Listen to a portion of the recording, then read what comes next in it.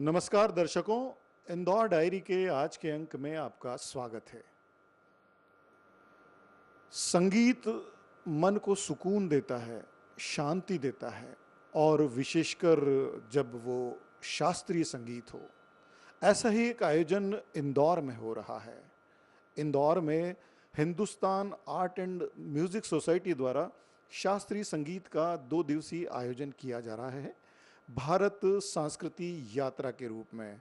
और इन्हीं सब बातों को बताने के लिए आज हमारे बीच हैं पंडित प्रसोनजीत पोद्दार जी, जो कि इसके फाउंडर सेक्रेटरी हैं। तो आइए इनसे बात करते हैं और जानते हैं कि किस तरह का ये आयोजन है। पंडित जी, ये बताएं कि ये भारत संस्कृति यात्रा क्या है?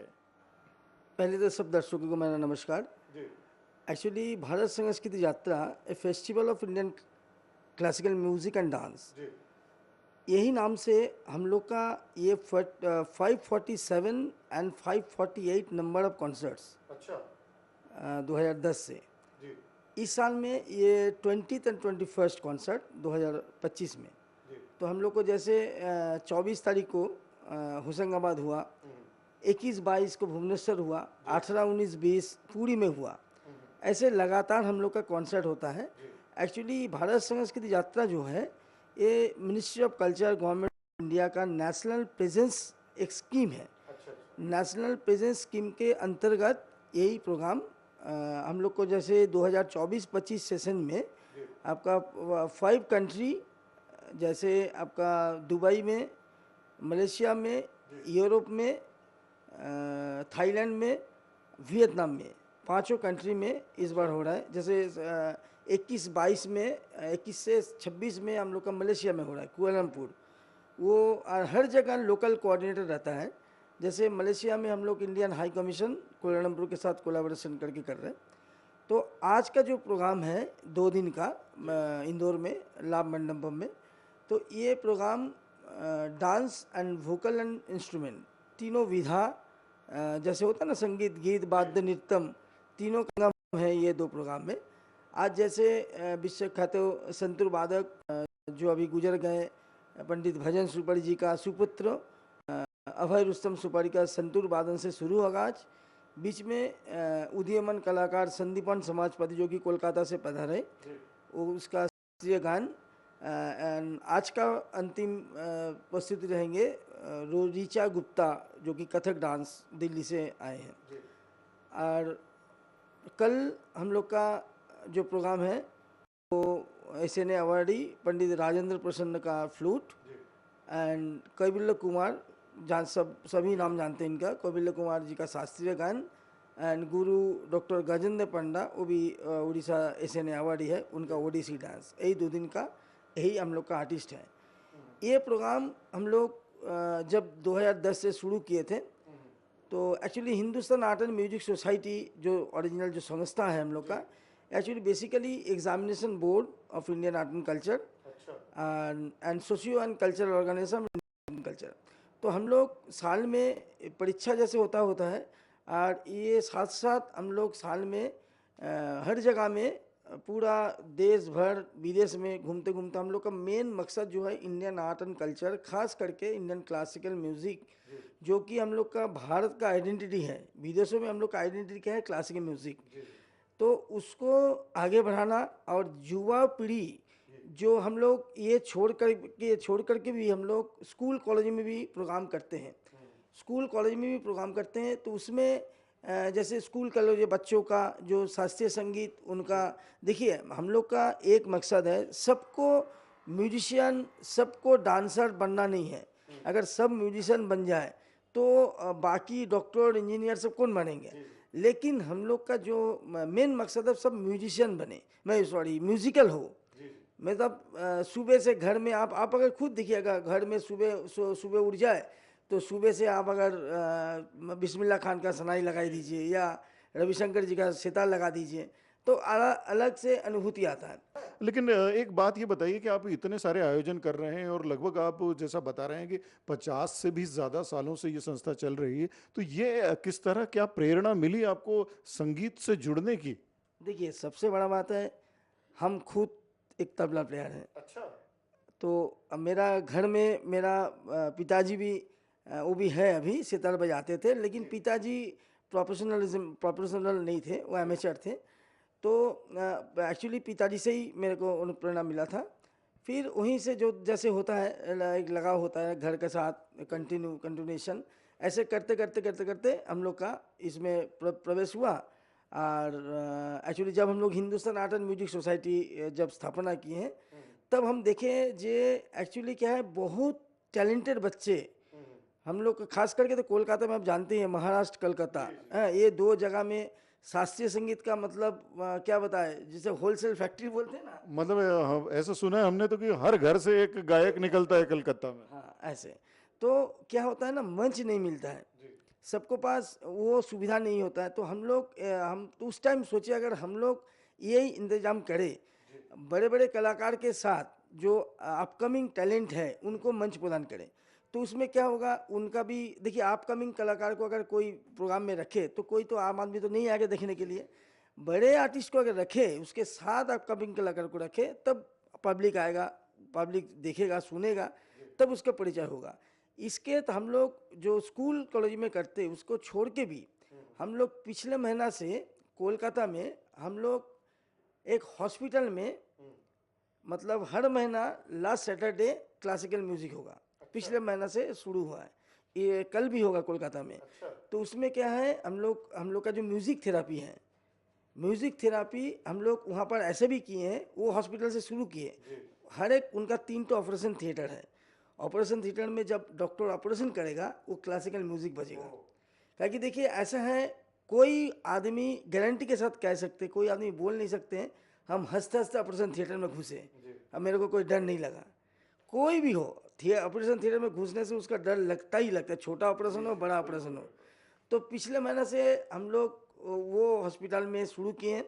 और हम लोग का ये जो दिशा है, या हम लोग हर एक हॉस्पिटल में कोशिश करेंगे, जैसे कि हर एक नर्सिंग होम हॉस्पिटल में क्लासिकल म्यूजिक बजे। क्या है, जो पेशेंट है उसको भी एक मन का तृप्ति, शांति मिलता है।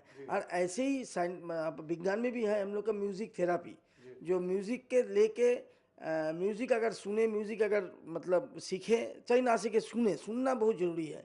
तो उसमें बहुत सारा रोग जो है जो वो सब खत्म होता है।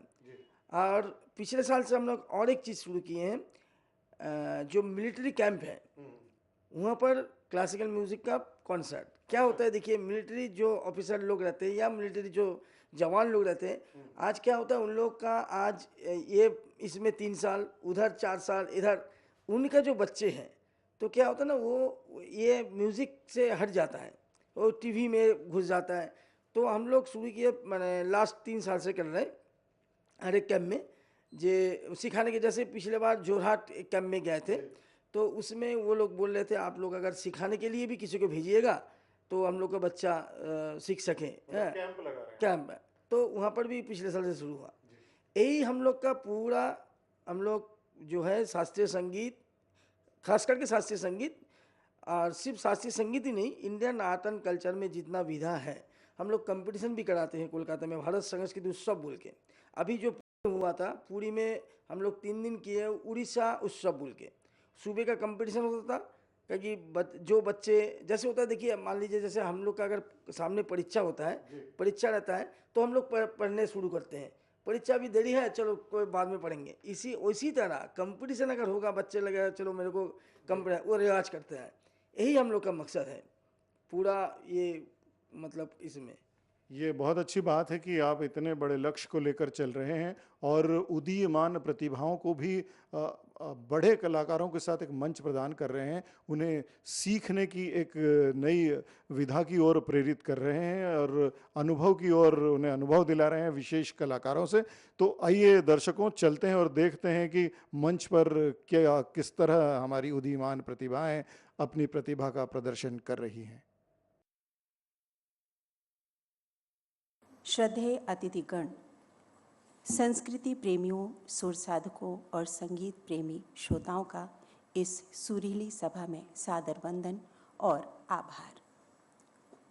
श्रोताओं, संगीत आत्मा की भाषा है और संस्कृति हमारे अस्तित्व की पहचान। जहाँ सुरों में बसती है आत्मा की पुकार और नृत्य में प्रकट होता है सनातन भाव। हम आप सभी का हार्दिक स्वागत करते हैं Hindustan art and music society द्वारा आयोजित एक भव्य सांस्कृतिक महायात्रा भारत संस्कृति यात्रा में, जो न केवल कला की विविध विधाओं का संगम है, बल्कि ये उस दिव्यता की अनुभूति है जिसे हमारी ऋषि परंपरा ने युगों तक संजोया। ये यात्रा केवल प्रस्तुति नहीं, ये भारतीय आत्मा के अनहद स्वर की गूंज है। ये हमारी धरोहर का सजीव चित्रण है, जहाँ शास्त्रीय संगीत, नृत्य, वादन और वाणी एक साथ मंच पर जीवन को रस, राग और रंगों से भरते हैं। भारत संस्कृति यात्रा का उद्देश्य मात्र प्रदर्शन नहीं, बल्कि संस्कार, संप्रेषण और संरक्षण है, ताकि आज की पीढ़ी उस सांस्कृतिक गंगा से जुड़े जिसने भारत को विश्व गुरु बनाया। ये मंच आज साक्षी बनेगा ऐसे महान कलाकारों की प्रस्तुतियों का, जिनकी साधना और सुरों से की तपस्या ने कला को ईश्वर के स्तर तक पहुंचा दिया। ये यात्रा वंदन है गुरुजनों के चरणों में, परंपराओं के प्रति और हमारी उस पहचान के प्रति जिसे हम भारतीयता कहते हैं। ये 2 दिवसीय कार्यक्रम भारत सरकार के संस्कृति मंत्रालय के नेशनल प्रेजेंस स्कीम 2024-25 के अंतर्गत आयोजित किया जा रहा है। अतिथिगण से अनुरोध है कि वो दीप प्रज्वलन करवाएं। परम ज्योति दीप ज्योतिर जनार्दना, दीपो हरतु मैं पापम, दीप ज्योतिर नमस्तुते। शुभम करोति कल्याणम, आरोग्यम सुख संपदा, देश बुद्धि विनाशाय, आत्म ज्योतिर नमस्तुते।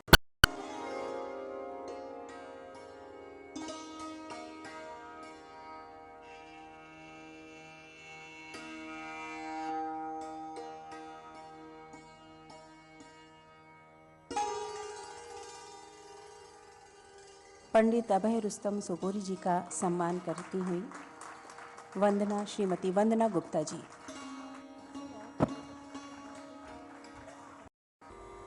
खास तौर पे थैंक्स देता हूँ प्रसन्नजीत जी को, पार्था जी को और सभी जो सोसाइटी से जुड़े हैं आज यहाँ पे बुलाने के लिए, और आप सबके सामने मैं अपना रिसाइटल पेश करूँ।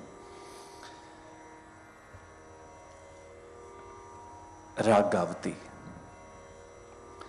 आलाप जोड़ और कुछ गतें, बंदिशें पेश करूँगा, और लास्ट में अगर थोड़ा सा कुछ टाइम रहता है तो कुछ कश्मीर का एक फ्लेवर आपके सामने।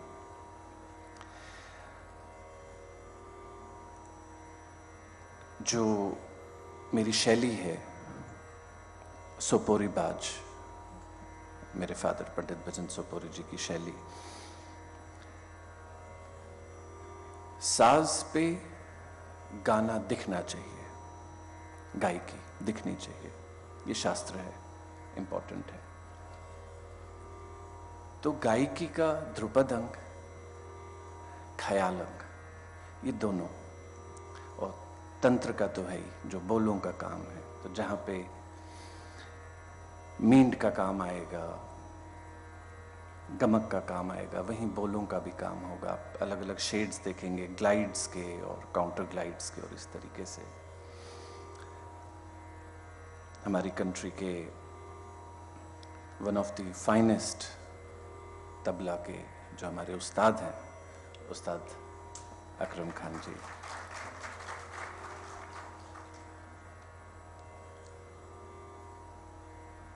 मेरे बड़े ब्रदर हैं बहुत। इनका रिश्ता मेरे से, मेरे पैदा होने से पहले का है। अंकल का पापा का रिश्ता, इनका पापा का रिश्ता, और अब मैं अकरम भैया के साथ जब भी बजाता हूँ एक बहुत ही अलग रंग रहता है। आप सबसे इजाज़त लेता हूँ, डिवाइन ब्लेसिंग्स, मेरे फादर की ब्लेसिंग्स लेते हुए इजाज़त। राग गावती। रिते रिते नाम